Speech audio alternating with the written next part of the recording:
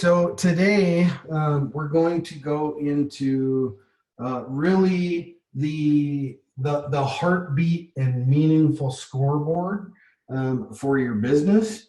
And everybody's probably heard the term, what gets measured gets managed. Okay, and that is so true when it comes to anything that you do in business, period. If you are not measuring it, you cannot manage it.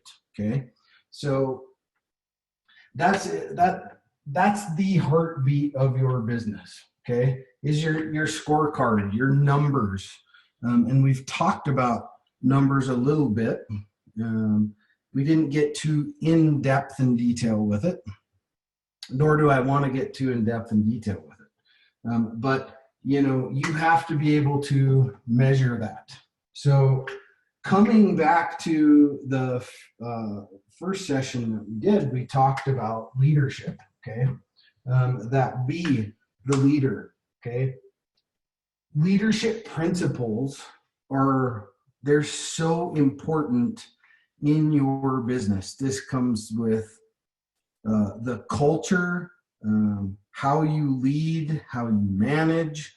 All of that is very, very key to the success of any organization. It doesn't matter what that organization is, if it's a nonprofit, if it's a for-profit, if it's a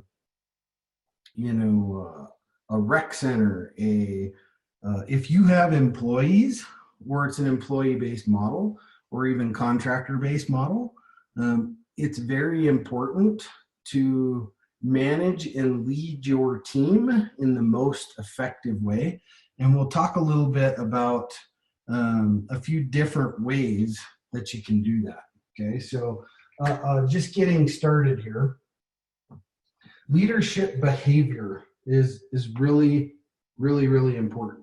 Okay, this is not about a position. This is where I always say, you have many different types of leaders. Some are the dictatorship leaders, others are too passive. So you have both ends of that scale.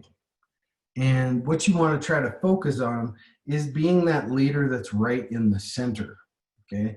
In the center of it all, where I like to use the term firm, fair, and consistent, okay? That's what every leader should strive to be, is firm, fair, and consistent. Those three things. If you're those three things, much of this never becomes a problem, okay? It's not about a position. It's about a behavior, okay?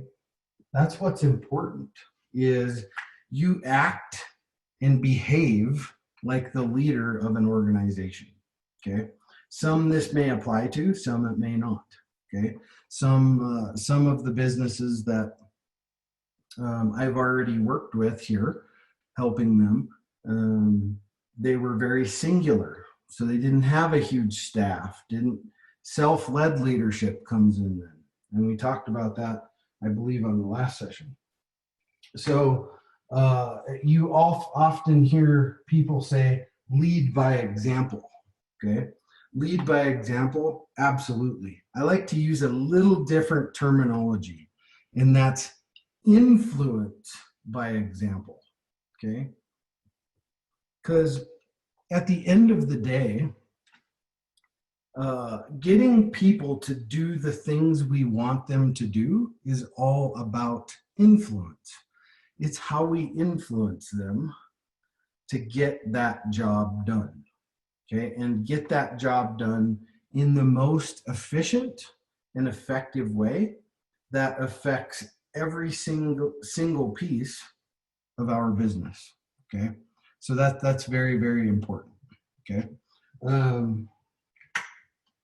Next thing is meaningful impacts, okay? We have to have an impact on the people that we lead. So we have to have a meaningful impact on everybody that we work with in our company, and that's our executive suite. That's the people that are under us, so on and so forth. Okay. All right. So next is action, action, action. Okay, not words. All right. Don't be the do as I say, not as I do type of leader. Okay, it's very important that leaders lead from the front. Doesn't matter what company model that is. Okay, you just lead from the front, and people will inherently mimic you. Okay, I can tell you from years of experience in the military that good leaders have good followers. Okay. And as a leader, you have to know how to be a follower first. Okay. And don't be afraid to admit your mistakes. Okay. Mistakes are, it happens to everyone. Okay. All of us make mistakes. We all make mistakes in our businesses, in our personal lives, in many different facets of our lives, not just in business. Okay. But what's important as a CEO of a company or a leader of a company is that we're not afraid to, because most of the time that's what it ends up being. It's fear. It's fear driven. Okay. So we want to really focus on, leading from the front. And when we make a mistake, we don't push that onto a subordinate as if it was theirs. Okay. I've seen this dozens and dozens and dozens of times with companies that I've worked with in the past, where leaders didn't take responsibility for their actions and just admit they were wrong. When you do that, it does one thing: respect. Okay. And respect is huge. Okay. Respect is not something that is given, it's earned. It's very much earned. Okay. All right. And lastly, okay, it's all about your people. Okay. Your people. Unity equals strength. Okay. When you come together as a company and the culture is there as a single unit, that is unity and strength. That's what it creates. It creates that unity and strength. And your company then in turn ends up having this beautifully designed bond. Okay. Where you look at some companies where they have daycare centers built right into them. Okay. They have flex hours. They have these are all things that really, really promote this unity and strength and cohesiveness inside of that company. So this is something you have to take very, very seriously and some have employees, some don't. So that's where this becomes, if you don't, this becomes self-guided leadership. Okay.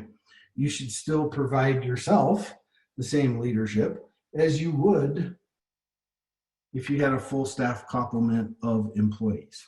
Okay. So always look at it that way, as I lead from the front. I am the I am the direct reflection of my company's mission and vision. Okay. When you're those things and you have that clarity in your company, that's when you can really design from a leadership standpoint a company that has good synergy. It has good culture within inside of it. And that's one thing I've always been very proud of in the past with any of my companies. Is one of the big comments I've always gotten was, I love to work here because there's really good synergy and we're allowed to run with the ball. Okay.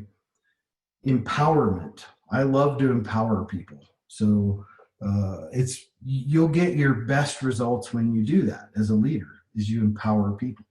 Okay.